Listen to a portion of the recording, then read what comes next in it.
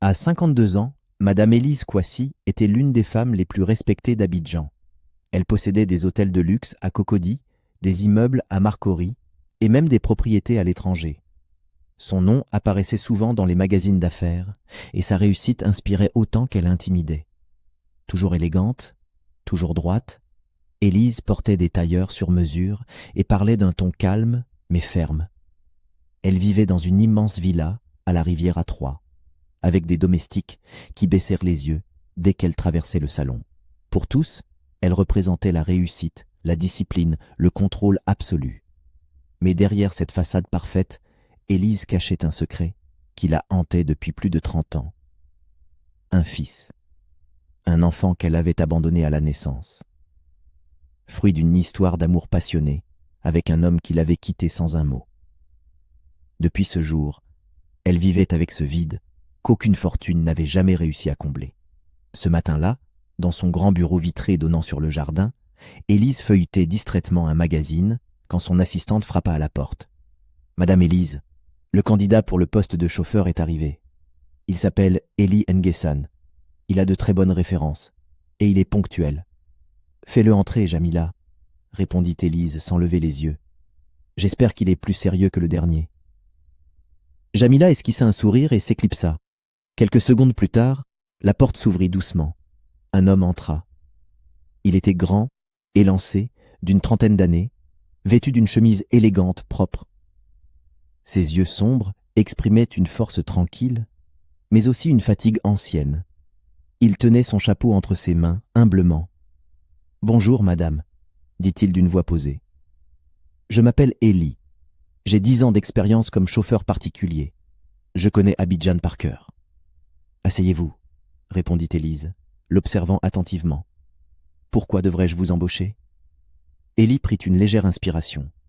« Parce que je suis discret, ponctuel et loyal. J'ai conduit pour des familles exigeantes.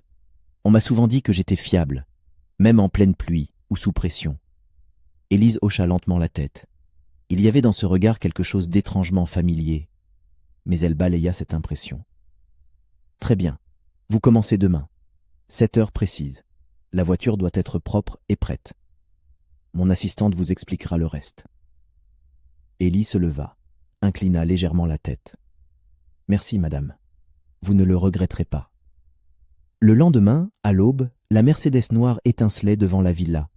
Eli attendait déjà, impeccablement vêtue, les mains croisées sur le volant. Quand Élise sortit, vêtue d'un ensemble beige et de lunettes de soleil, elle monta à l'arrière, sans un mot. Direction le siège, Cocody. Oui, madame. Sur la route, le silence s'installa, rythmé par le ronronnement du moteur. Eli conduisait avec précision, évitant les embouteillages, prévoyant chaque virage comme s'il anticipait la circulation avant qu'elle n'arrive. Dans le rétroviseur, il observait discrètement cette femme au port noble, à la beauté froide. Quelque chose en elle l'attirait sans qu'il comprenne pourquoi. Une sensation étrange, comme un fil invisible. Les semaines passèrent. Eli devint indispensable. Toujours à l'heure, toujours poli, il semblait comprendre Élise sans qu'elle ait besoin de parler. Parfois, elle se surprenait à lui adresser un mot de plus que nécessaire. Un après-midi, coincée dans un embouteillage à Adjamé, Élise soupira bruyamment. « Ces routes sont infernales. Comment faites-vous pour rester si calme ?»« J'ai appris à l'être, madame, » répondit Eli avec un léger sourire. « La vie m'a enseigné que se fâcher ne change rien. Autant penser à autre chose. »« Et à quoi pensez-vous dans ces moments-là » demanda-t-elle, presque curieuse. « À ma famille. Enfin, à celle que j'imagine.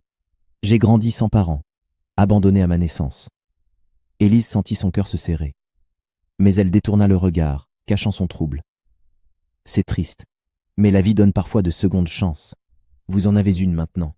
Profitez-en. » Eli acquiesça, sans remarquer les mains tremblantes de sa patronne. Ce qu'ils ignoraient, c'est qu'un autre les observait dans l'ombre. Cyril Quadio, le neveu de Élise, un jeune homme ambitieux et jaloux de 37 ans. Il vivait avec elle depuis la mort de ses parents et travaillait dans son entreprise, convaincu qu'il serait un jour son héritier. Mais depuis l'arrivée d'Eli, il se méfiait. « Tante, ce chauffeur ne me dit rien qui vaille. Il a l'air trop ordinaire pour ce poste. Cyril, Arrête tes paranoïas, répondit Élise sèchement. Élie fait très bien son travail. Mieux que toi, parfois. Cyril baissa les yeux, piqué au vif, mais son regard brillait d'une détermination glaciale. Il décida de creuser. Quelques jours plus tard, il contacta un vieil ami, Simon, un ancien policier reconverti en détective privé. « Je veux que tu fouilles sur ce chauffeur.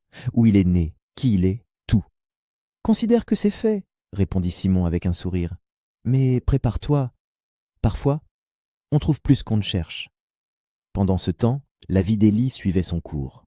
Le soir, il retrouvait Mélissa, sa compagne, une jeune infirmière douce et courageuse qui l'attendait dans leur petit appartement à Yopougon. Quand il rentrait, fatigué mais heureux, elle l'accueillait toujours avec tendresse. « Alors, ta patronne, la grande madame Kouassi ?» demanda-t-elle en riant. « Elle est stricte, mais juste, » répondit-il. « Et aujourd'hui, elle m'a même demandé comment j'allais. Tu te rends compte ? Peut-être qu'elle t'apprécie plus que tu ne crois. » lança Mélissa avec un clin d'œil. Élie rit doucement. Ou peut-être qu'elle me supporte juste parce que je conduis bien. Ils rirent ensemble, sans se douter que leur vie allait bientôt basculer. Quelques jours plus tard, Simon, le détective privé engagé par Cyril, arriva devant la grande villa de la Riviera, un petit carnet en main. Il avait enquêté discrètement, fouillé les registres, interrogé d'anciens contacts à la mairie et dans les orphelinats d'Abidjan. Le soir même, il retrouva Cyril dans un bar chic de Cocody. « Alors ?» demanda Cyril en sirotant son whisky. Simon posa le carnet sur la table. « Ton chauffeur, là, Elie Nguessan, a un passé particulier. Né en 1993, abandonné à la naissance devant la porte de l'orphelinat Saint-Martin à Treilleville. Pas de nom de mère, juste une note laissée dans une couverture. »« Une note ? Quelle note ? 3 mots. Pardonne-moi, mon fils. » Cyril fronça les sourcils, incrédule. « Et alors, qu'est-ce que cela signifie ?» Simon haussa les épaules. « Les dates correspondent exactement à la période où ta tante était à Abidjan, après son séjour à Bassam. Et j'ai trouvé autre chose. » L'enfant portait au cou une médaille en or, avec une petite croix gravée. « Une croix ? Oui. Et j'ai vu ce chauffeur la porter au cou aujourd'hui. C'est la même. » Cyril blêmit. « Tu insinues qu'Élie serait le fils que ma tante a abandonné ?» Simon resta silencieux, posant un regard grave sur lui. « Je n'insinue rien, Cyril. Je te donne les faits. » Cyril resta figé, la mâchoire serrée. Une colère sourde monta en lui. « Si c'est vrai, alors tout ce que j'ai attendu m'échappe. L'entreprise, l'héritage, tout. » Son regard s'assombrit. « Je ne laisserai pas un chauffeur me voler ma place. » Pendant ce temps, Élie, lui, ignorait tout de ses manigances. Les jours défilaient, rythmés par les trajets et les rendez-vous d'Élise. Une routine paisible, presque rassurante. Mais parfois, sans savoir pourquoi, il sentait un malaise étrange quand il la regardait dans le rétroviseur, comme une mémoire floue qui voulait remonter à la surface. Un soir, après avoir accompagné Élise chez elle, il sentit une douleur dans sa jambe, une vieille blessure qui se réveillait. Élise le remarqua en descendant de la voiture. « Vous boitez, Élie. Que se passe-t-il ?»« Oh, rien de grave, madame. Une vieille cicatrice. J'étais mécanicien avant. Un cric a lâché sur mon pied. Et depuis, quand je suis fatigué, ça revient. Allez voir un médecin demain. Je paierai les frais si besoin. Je ne veux pas d'un chauffeur qui tombe en panne au milieu de la route, » dit-elle sèchement, avant d'ajouter plus doucement. « Prenez soin de vous. » Élie resta un instant immobile, surpris par cette attention inhabituelle. « Merci, madame. C'est très aimable à vous. » Le lendemain, Élise eut une journée agitée. Un problème dans l'un de ses hôtels. Un client important menaçait de porter plainte. Elle appela Élie en urgence. « Conduisez-moi immédiatement à l'hôtel Émeraude et appelez Jamila pour qu'elle prépare les documents. » Sur la route, le silence régnait. Élise regardait par la fenêtre, perdue dans ses pensées. Puis, sans s'en rendre compte, elle parla à haute voix.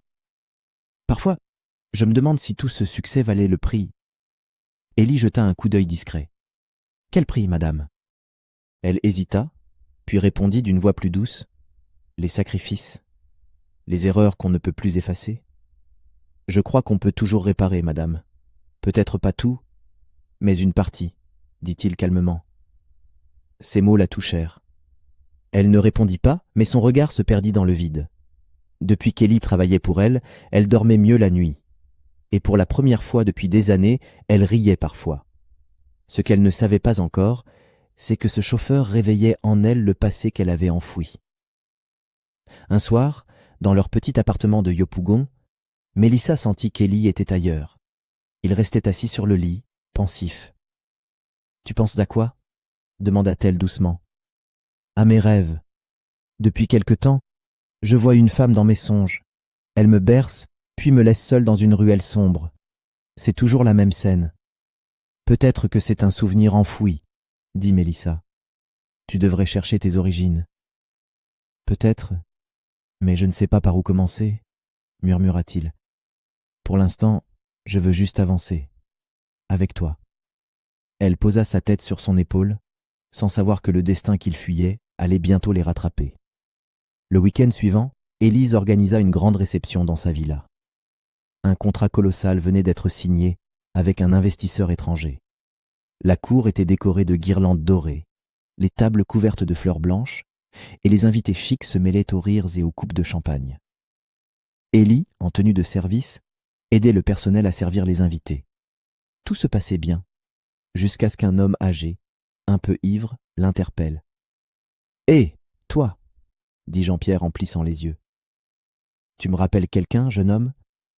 Tu as les yeux de Élise, on dirait son fils. » Ellie eut un petit rire gêné. « Madame n'a pas d'enfant, monsieur. »« Ah oui, c'est vrai, balbutia l'homme. Pourtant elle en avait un. Elle l'a abandonné, le pauvre petit. C'était à Treichville, en 93, une sale histoire. » À quelques mètres, Élise, qui conversait avec des invités, entendit clairement chaque mot. Son cœur se serra, mais son visage resta impassible. Sans laisser paraître son trouble, elle s'avança lentement, un sourire aux lèvres. « Jean-Pierre !» lança-t-elle d'un ton léger. « Je vois qu'on parle encore du passé. Viens donc, je veux te présenter à quelqu'un. » Elle posa doucement sa main sur son bras, le tirant à l'écart. Son geste paraissait naturel, presque amical, mais son regard, lui, trahissait une panique contenue. Ellie, de loin, les observa s'éloigner. Il sentit un léger malaise, sans comprendre pourquoi. Dans l'air flottait une tension étrange, un secret qu'il ne savait pas encore nommer. La réception venait à peine de se terminer. Les derniers invités quittèrent la villa. Élise, elle, était restée immobile, debout près du buffet, la main tremblante autour d'un verre à moitié plein. Le silence bourdonnait dans sa tête. Elle en avait un pourtant. Elle l'a abandonné, le pauvre petit, à Treichville, en 93. Ces mots résonnaient sans fin. Elle n'arrivait pas à respirer. Tout s'était passé trop vite. Jean-Pierre, son vieil ami de jeunesse, avait parlé sans réfléchir. Et Ellie, son chauffeur, ce jeune homme au regard tranquille, celui qu'elle commençait à estimer, l'avait fixé avec une douleur qu'elle ne pouvait pas oublier. Dans la nuit moite d'Abidjan, Élise monta lentement les escaliers de sa villa. Elle referma la porte de sa chambre, ôta ses bijoux un à un, assise devant le miroir. Son reflet lui renvoya un visage qu'elle ne reconnaissait plus. Ses mains tremblaient, son regard était vide. Depuis 30 ans, elle avait bâti un empire, mais ce soir, tout semblait s'effondrer. Et si c'était vrai ? Et si ce jeune homme était vraiment celui qu'elle avait abandonné ? Une larme coula sur sa joue, silencieuse. Elle revoyait la nuit où tout avait commencé. Une chambre d'hôpital à Bassam, une sage-femme bienveillante, un cri de nouveau-né, et sa propre voix, pleine de panique. « Je ne peux pas le garder. S'il te plaît, trouve-lui un endroit sûr. » Le lendemain matin, Élise fit appeler Jean-Pierre. L'homme arriva tête baissée, honteux, conscient d'avoir provoqué une tempête. « Élise, je suis désolé. Hier, j'ai trop bu.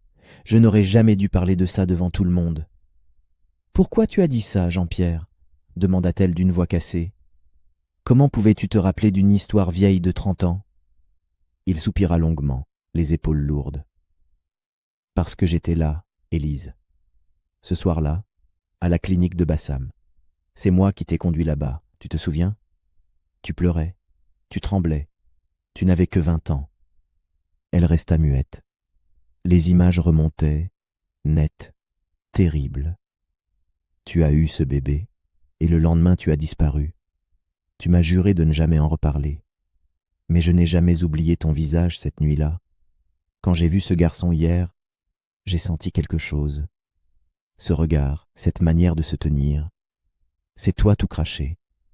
Élise posa une main sur sa poitrine, le souffle court. Non, non, c'est impossible. Il y a des centaines d'hommes comme lui à Abidjan. Peut-être, répondit Jean-Pierre doucement, mais il portait cette médaille, Élise, la petite croix que tu avais autour du cou ce soir-là. Je l'ai reconnue. Elle se leva d'un bond. Non, cria-t-elle presque. Ce n'est pas possible. Cette médaille, je l'ai perdue depuis des années. Tu l'as laissée autour de son cou, Élise. Tu disais que c'était ton seul souvenir d'amour. Si ce garçon la porte encore, alors Dieu te l'a renvoyée. Le soir même, Élise ne rentra pas directement chez elle. Elle demanda à Élie, par téléphone, de venir la chercher à la sortie d'un dîner professionnel. Il hésita à répondre, mais finit par accepter. Le trajet se déroula dans un silence glacial. Élie, concentrée sur la route, évitait son regard. Élise, assise à l'arrière, observait chaque geste, chaque intonation, chaque détail de son visage. Elle cherchait à y lire une trace du passé, une ressemblance, un signe. « Élie, dit-elle soudain d'une voix douce, vous m'aviez dit que vous aviez grandi à l'orphelinat Saint-Martin, n'est-ce pas ? Oui, madame, répondit-il sans détour. J'y suis resté jusqu'à mes 16 ans. Après, j'ai appris la mécanique pour survivre.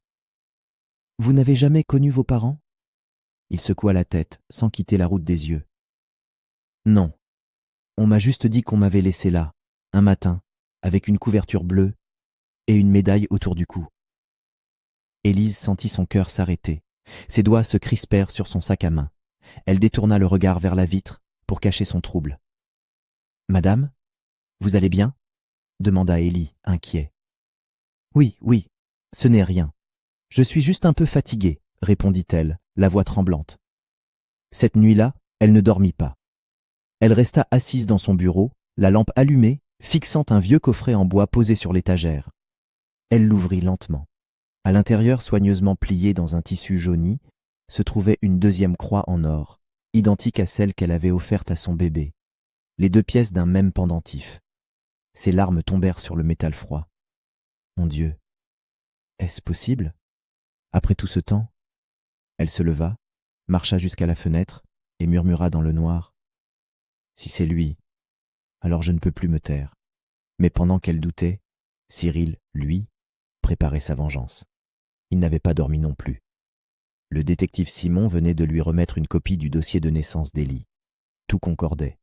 La date, le lieu, la médaille. Cyril resta longtemps assis sur son lit, le regard vide. Sa tante, qu'il considérait comme une mère, allait reconnaître ce chauffeur, et tout ce qu'il croyait lui revenir allait disparaître. L'argent, la maison, l'entreprise. Son visage se durcit. Non, je ne laisserai pas ça arriver. Pendant ce temps, à Yopougon, Élie confia ses doutes à Mélissa. Assis sur le balcon, il fixait la médaille autour de son cou. La lune faisait briller la petite croix dorée. « Tu vois ça ?» dit-il doucement. « Je n'ai jamais su d'où elle venait. Mais cette femme à la réception, elle a dit exactement les mêmes mots que ceux gravés derrière. Pardonne-moi, mon fils. » Mélissa se figea. « Tu veux dire qu'il y a une inscription ?» Il hocha la tête. « Oui. Je n'y avais jamais prêté attention. C'est comme si, tout ce temps, la réponse était là. » Mélissa posa sa main sur la sienne. « Alors cherche la vérité, Élie. Tu ne peux pas vivre avec ce doute. Même si ça fait mal, il faut savoir. » Il hocha lentement la tête, le regard perdu. « Oui, mais parfois, j'ai peur de ce que je pourrais découvrir. » Ce même soir, à la villa, Élise s'agenouilla au pied de son lit. Elle n'avait pas prié depuis des années, mais cette fois, elle le fit avec tout son cœur. « Seigneur, si c'est vraiment lui, donne-moi la force d'affronter ce que j'ai fui pendant 30 ans, et pardonne-moi d'avoir choisi la peur au lieu de l'amour. » Une larme glissa sur sa main. Au loin, la pluie commença à tomber doucement sur les toits d'Abidjan. Et quelque part dans cette ville, un fils et une mère pleuraient, sans savoir qu'ils pensaient à la même chose. Les jours qui suivirent furent étranges, silencieux, presque suspendus dans le temps. À la villa Kouassi, Élise n'était plus la même. Jamila, son assistante, le remarqua la première. Madame parlait moins, mangeait à peine, et passait de longues heures dans son bureau, les rideaux tirés. Son regard semblait perdu entre le passé et le présent. Un soir, Jamila entra discrètement pour déposer des dossiers. Élise était assise au bureau, la tête appuyée sur sa main, fixant un dossier médical. Quand elle leva les yeux, son visage trahissait une fatigue immense. « Madame, tout va bien ? » ?»« Oui, Jamila.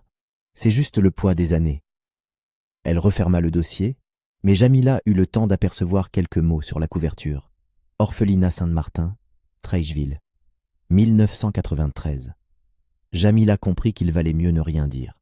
De son côté, Élie continuait de travailler, mais son esprit n'était plus vraiment là. Chaque fois qu'il conduisait Élise, il se posait 1000 questions. Pourquoi réagissait-elle avec tant de nervosité quand il parlait de son passé? Pourquoi avait-elle paru bouleversée lorsqu'il avait évoqué la médaille? Et surtout, pourquoi se sentait-il lié à elle d'une manière qu'il ne s'expliquait pas? Un matin, il osa lui poser une question, alors qu'il roulait vers un hôtel du plateau. « Madame, puis-je vous poser une question personnelle ?»« Oui, Élie. Vous avez déjà eu des enfants ?» Élise sentit son cœur se serrer. Elle détourna le regard vers la vitre, observant le reflet de la lagune. « Non, » dit-elle d'une voix presque inaudible. « Mais j'ai perdu quelqu'un que j'aimais, autrefois. » Un silence long s'installa. Élie hocha la tête, respectueux.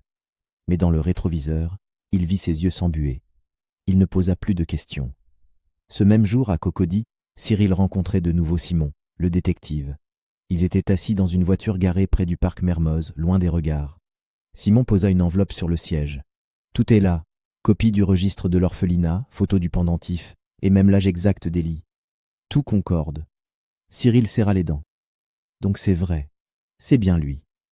Simon le regarda sérieusement. Et maintenant, tu fais quoi avec ça? Je protège ce qui m'appartient, répondit Cyril froidement. Ce qui t'appartient? Fit Simon en haussant un sourcil. Tu parles d'une entreprise ou d'une femme? Des deux, répondit-il sèchement avant de sortir de la voiture. Son plan venait de se former dans son esprit. S'il ne pouvait pas empêcher la vérité de sortir, il allait au moins la salir. Le lendemain matin, il entra dans le bureau de sa tante, un faux air inquiet sur le visage. « Tante, je ne veux pas te blesser, mais j'ai des doutes sur ton chauffeur. J'ai appris qu'il avait eu des problèmes avec la police, il y a quelques années. » Élise leva la tête, surprise. « Des problèmes? Quels problèmes? » Une histoire de vol, à Yamoussoukro. Un dossier aurait été classé faute de preuves, mais... Il laissa planer le doute. « Je préfère te prévenir avant qu'il ne te trahisse. » Élise fronça les sourcils. Elle n'avait jamais eu de raison de douter d'Élie. Mais depuis quelque temps, son esprit n'était plus aussi clair. Et cette histoire, même invérifiable, planta une graine de méfiance. Cyril, voyant le trouble dans ses yeux, sut qu'il venait de marquer un point. Ce soir-là, Élise rentra plus tôt que d'habitude. Élie, surpris, la vit descendre de la voiture sans un mot. Elle ne lui adressa même pas son habituel merci. Il resta figé, le regard perdu. Puis, il vit la médaille briller à son cou dans le miroir du rétroviseur. Il la prit dans sa main, la serra fort et murmura « Si elle est vraiment ma mère, pourquoi j'ai l'impression qu'elle me fuit ?» Pendant ce temps, dans la villa, Élise ouvrait lentement le tiroir de son bureau. Elle en sortit une enveloppe scellée. C'était le rapport confidentiel du détective que Simon avait remis à Cyril, et que la gouvernante, par hasard, avait trouvé tombé dans le jardin. En lisant ces pages, tout devint clair. La date de naissance, la médaille, la note, l'orphelinat. Tout. Elle se leva, chancelante, le souffle court. Ses mains tremblaient. « Pardonne-moi, mon fils. » Ces mots, écrits sur le vieux papier, la transpercèrent. Elle se mit à pleurer, silencieusement, les épaules secouées. Puis elle leva les yeux vers le ciel. « Seigneur, si c'est lui, que dois-je faire ?» Le lendemain, elle prit une décision. Elle fit appeler un ami médecin, discret, qui s'était occupé de ses affaires par le passé. « Docteur Enda, j'ai besoin d'un test ADN. En toute confidentialité. Il me faut une certitude. » « Entre qui et qui ?» Elle hésita un instant avant de répondre. « Entre moi et mon chauffeur. » Le médecin la regarda avec stupeur, mais il ne posa pas de questions. « Je m'en occupe, madame. » Elle lui donna un échantillon de ses cheveux. Pour ce délit, elle fit préparer une fausse visite médicale pour les employés de maison. Il ne se douta de rien. Le soir, elle priait. Le matin, elle attendait un appel. Et cet appel finit par arriver. Le docteur, d'une voix grave, lui dit simplement « Les résultats sont prêts, madame. » Son cœur s'arrêta presque. Elle demanda qu'on les lui apporte le soir même. La nuit était tombée quand elle ouvrit l'enveloppe. Les mots semblaient danser devant ses yeux. Elle dut la relire plusieurs fois avant de comprendre. Résultat, compatibilité génétique à 99,8%. Elle resta immobile, les larmes coulant lentement. 30 années de regrets, de culpabilité, de silence, venaient de se briser d'un seul coup.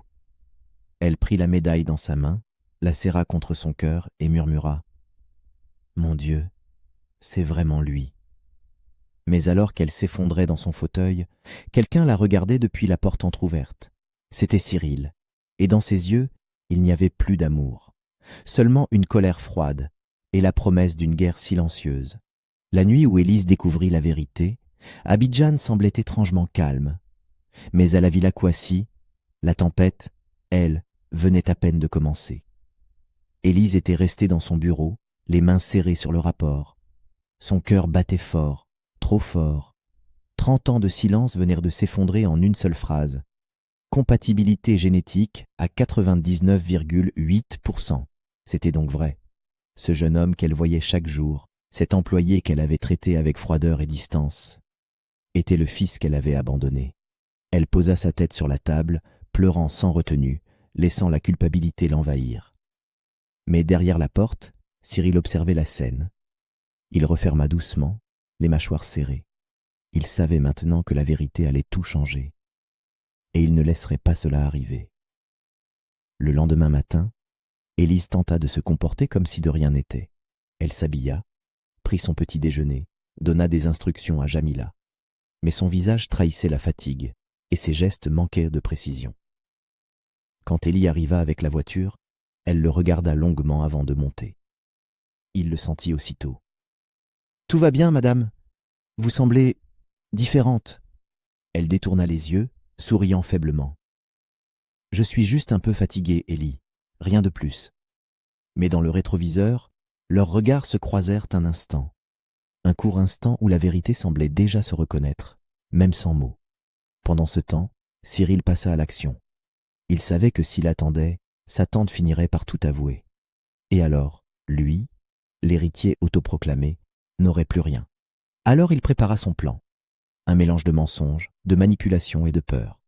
Ce jour-là, il se rendit discrètement au bureau principal de la société Kouassi. Il appela la responsable des ressources humaines. « Madame Dago ?» dit-il d'un ton autoritaire. « Je vous transmets une note confidentielle. À partir d'aujourd'hui, le chauffeur personnel de ma tante, Monsieur Élie Nguessan, est suspendu. Une enquête interne sera ouverte pour suspicion de vol et falsification de documents. »« De vol ?» s'écria la femme choquée. « Oui, c'est grave. Ma tante préfère la discrétion. Faites-le partir avant ce soir. » La rumeur se propagea vite. En quelques heures, dans les couloirs, on ne parlait que de ça. Le chauffeur d'élite de Madame Kouassi accusé de vol. Quand Élie revint à la villa ce soir-là, il remarqua tout de suite les regards étranges du personnel. Personne ne parlait, mais tout le monde savait.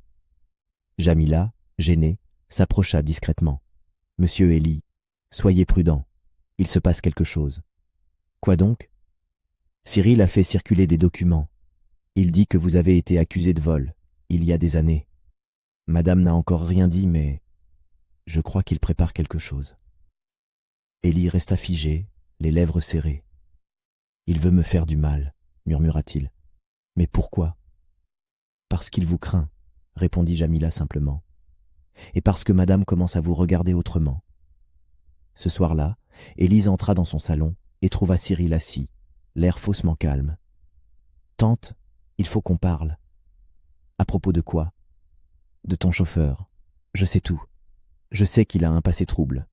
Et je sais aussi que tu penses qu'il est ton fils. Elle blêmit, posant sa main sur le dossier du fauteuil. Comment le sais-tu? Je ne suis pas aveugle, ni sourd. Tu as fait un test ADN, n'est-ce pas? Elle baissa la tête, incapable de nier. Oui. Et alors? Insista-t-il. Qu'as-tu découvert? La vérité, répondit-elle d'une voix faible. Cyril fronça les sourcils. Et cette vérité, tu comptes faire quoi avec? Tout lui donner? Elle leva la tête, son regard redevenant celui de la femme forte qu'il craignait autrefois. Je compte réparer ce que j'ai détruit, Cyril. Pas pour effacer le passé, mais pour avoir enfin la paix. Et moi, dans tout ça, cria-t-il, perdant son calme, moi qui t'ai aidé toutes ces années, moi que tu as élevé, tu vas tout donner à un inconnu juste parce qu'il porte une médaille? Ce n'est pas un inconnu, répondit-elle d'une voix ferme, c'est mon sang. Cyril frappa du poing sur la table. Alors prépare-toi à tout perdre, parce que je ne le laisserai pas te voler ce que j'ai construit à tes côtés. Il quitta la pièce en claquant la porte, laissant Élise bouleversée.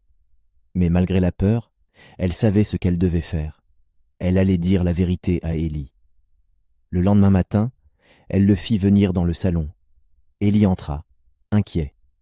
Élise se leva lentement, les yeux rougis, tenant une enveloppe dans sa main. Elle lui fit signe de s'asseoir. « Élie, il y a des choses que tu dois savoir. »« Je vous écoute, madame. » Elle posa l'enveloppe sur la table, la voix tremblante. « Cette enveloppe contient un test ADN. Je ne te l'ai pas dit plus tôt parce que je ne voulais pas y croire. Mais la vérité, c'est que toi et moi... » La porte s'ouvrit brutalement. Cyril entra, suivi de 2 policiers. « Voici l'homme, messieurs. C'est lui, l'auteur du vol dans l'entreprise. »« Quoi ?»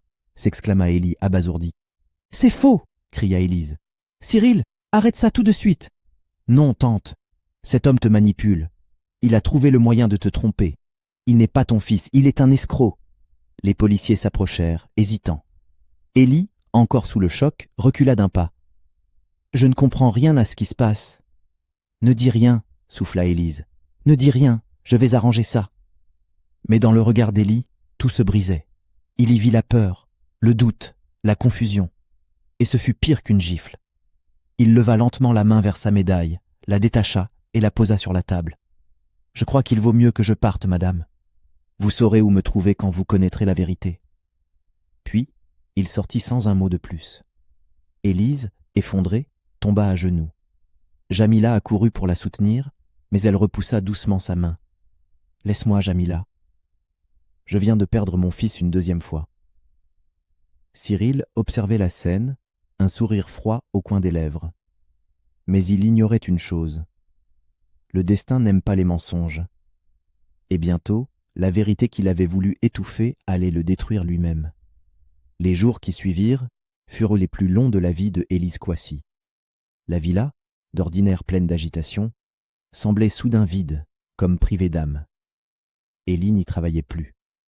Depuis le jour où il était parti, personne n'avait eu de ses nouvelles. Élise restait des heures dans son salon, les yeux perdus sur le pendentif doré qu'il avait laissé sur la table. Chaque nuit, elle s'endormait sur ce bijou comme sur un souvenir trop lourd. Et chaque matin, elle se réveillait avec la même douleur, celle d'une mère qui avait tout eu, sauf le droit de serrer son fils dans ses bras. Jamila essayait de la distraire, sans succès. Les employés parlaient à voix basse, redoutant ses colères silencieuses. Même Cyril, depuis le scandale, évitait la maison. Mais un soir, la gouvernante apporta une enveloppe posée à la grille par un inconnu. Sur le dessus, une simple inscription « Pour Madame Élise ». Élise ouvrit lentement la lettre. C'était un mot d'Élie. « Madame, je ne vous en veux pas, même si mon cœur n'a pas encore compris ce qui s'est passé. Toute ma vie, j'ai cherché une mère. Et je crois que Dieu, d'une façon étrange, m'a permis de la rencontrer. Mais j'ai besoin de temps pour guérir. J'ai besoin de silence pour pardonner. Je ne sais pas encore si je saurai vous appeler maman un jour, mais je prie pour y arriver. » Élie. Ses mains tremblaient, les mots flous à travers ses larmes. Ce n'était pas une haine qu'elle lisait, mais une douleur contenue, et cette douleur était bien plus difficile à supporter qu'un rejet. Pendant ce temps, à Yopougon, Élie vivait simplement. Il avait retrouvé un emploi comme chauffeur de bus pour une petite entreprise locale. Ses journées étaient longues, mais ses pensées restaient fixées sur le visage de Élise. Il se souvenait de ses yeux fatigués, de sa voix tremblante, de ce qu'il avait ressenti quand elle lui avait dit « Je ne voulais pas te perdre ». Mélissa, qui observait son silence depuis des jours, finit par lui dire « Tu sais, Élie, on ne guérit pas en fuyant. Parfois, il faut retourner là où tout a commencé pour comprendre. » Il la regarda longuement. « Tu crois que je devrais y retourner ?»« Pas pour elle, » répondit-elle doucement. « Pour toi, pour ta paix. » Il hocha la tête. Et ce soir-là, il prit une décision. Quelques jours plus tard, une forte pluie tomba sur Abidjan. Élise était dans son salon lorsqu'une employée entra précipitamment. « Madame, un homme demande à vous voir dehors. Il est sous la pluie, et il dit que c'est important. » Intriguée, Élise se leva et alla jusqu'au portail. Là, sous la pluie, un jeune homme se tenait, trempé, immobile. Quand il leva la tête, elle sentit son cœur se serrer. « Élie, mon fils » murmura-t-elle, la voix tremblante. Il resta un instant silencieux, le regard fixé sur elle. Puis il s'avança. « Je suis revenu, madame. Pas pour parler du passé, mais pour comprendre pourquoi vous m'avez abandonné. » Élise sentit ses jambes fléchir. Voyant qu'il grelottait, elle s'effaça lentement et dit d'une voix douce « Entre, Élie, viens à l'intérieur. » Il hésita un instant, puis franchit le portail. Quelques minutes plus tard, ils étaient dans le salon. La pluie continuait de tomber dehors, mais le silence régnait entre eux. Elle prit appui sur le dossier du canapé, les larmes montant. « Parce que j'étais jeune, parce que j'ai eu peur, parce qu'à cette époque, une femme sans mari et avec un enfant, c'était une honte. J'ai cru bien faire. J'ai cru que quelqu'un t'aimerait mieux que moi. » Elle se mit à pleurer. « Mais je n'ai jamais cessé de penser à toi, Élie. Pas un jour. » Un silence lourd suivit. Élie s'approcha, posa la main sur la table, prit la médaille qu'il avait laissée. « Alors pourquoi m'avoir laissé partir encore une fois ? Parce que j'ai cru que tu me haïssais, et j'avais peur de te faire plus de mal. » Il la regarda longuement, puis soupira. « La vérité, c'est que je t'en ai voulu. Mais aujourd'hui, je comprends. J'ai grandi sans mère, mais je ne veux pas mourir sans en avoir une. » Il fit un pas vers elle. Élise porta les mains à sa bouche, submergée. Puis elle s'effondra contre lui. Elle le serra fort, comme pour rattraper 30 ans perdus. Ils restèrent là, en pleurs, sans un mot. La pluie battait toujours sur les vitres, mais dans la maison, un silence nouveau s'était installé, celui du pardon. Quelques semaines plus tard, la presse parla d'un grand changement à la tête de Kwasi Immobilier. Madame Élise annonçait officiellement son retrait, laissant la direction générale à Élie Kwasi, son fils, reconnu publiquement. La conférence de presse se tenait dans le grand hall de l'hôtel Émeraude. Les caméras clignotaient, les journalistes murmuraient. Élie, vêtu d'un costume sombre, s'avança vers le pupitre, le regard serein. « Je ne suis pas ici pour prendre une place, » dit-il d'une voix posée. « Je suis ici pour en reconstruire une, avec elle. » La salle éclata en applaudissements. Assise à ses côtés, Élise ne put retenir ses larmes. Elle n'entendait plus les caméras ni les flashs, seulement la voix de son fils, celui qu'elle avait perdu et que la vie lui rendait enfin. Au premier rang, Mélissa souriait doucement. Son regard croisa celui de Élise, et pendant un court instant, tout fut clair. Deux femmes, différentes, mais unies par le même amour pour le même homme. À la fin de la conférence, Élise s'approcha d'elle. « Merci, Mélissa, » murmura-t-elle. « Merci de l'avoir aimé quand il n'était encore personne. » Mélissa, émue, serra doucement sa main. « Vous n'avez rien perdu, madame. Vous avez juste retrouvé ce que Dieu avait gardé pour vous. » Cyril, lui, assista à la scène depuis le fond de la salle, silencieux. Son regard était dur, mais au fond, quelque chose en lui semblait se briser. Ce jour-là, il comprit que la vérité finit toujours par triompher, même quand on la déteste. Quelques mois plus tard, sous un ciel doré, un mariage se célébrait dans le grand jardin de la villa de la Riviera. Les fleurs blanches ornèrent les allées, la fontaine brillait au soleil, et la musique d'un orchestre résonnait doucement. Élie, élégant dans son costume ivoire, tenait la main de Mélissa. radieuse dans sa robe simple et lumineuse. Devant les invités, ils échangèrent leurs vœux, les yeux brillants d'amour et de gratitude. Au premier rang, Élise pleurait silencieusement, un sourire sincère sur les lèvres. Ce jour-là, elle comprit que la vie lui avait tout rendu. Un fils, une famille, une seconde chance. Après la cérémonie, elle s'approcha des jeunes mariés, posa une main sur leurs épaules et dit « Votre union me rappelle que tout ce que la peur détruit, l'amour peut le reconstruire. » Élie l'embrassa sur la joue. « Merci maman, pour tout. » Le soir, sous les guirlandes allumées, ils dansèrent tous ensemble. La mère, le fils, et celle qui serait désormais sa belle-fille. Et dans l'air, il n'y avait plus ni douleur, ni regret, seulement la paix, la vraie. Et vous, chers abonnés, rappelez-vous, parfois, la vie nous sépare pour mieux nous apprendre à aimer. Il n'y a pas de faute qu'un vrai pardon ne puisse guérir. Les années peuvent effacer les visages, mais jamais les liens du cœur. Parce que, même quand tout semble brisé, l'amour, le vrai, finit toujours par retrouver son chemin. Merci d'avoir regardé cette vidéo jusqu'au bout. Si cette histoire vous a touché, laissez un pouce bleu. Abonnez-vous à HD Story, la chaîne des histoires humaines et des leçons de vie inspirantes. Et surtout, partagez cette vidéo avec quelqu'un qui a besoin de se rappeler que le pardon ne change pas le passé, mais peut guérir le cœur. Prenez soin de vous, et à très bientôt pour une nouvelle histoire.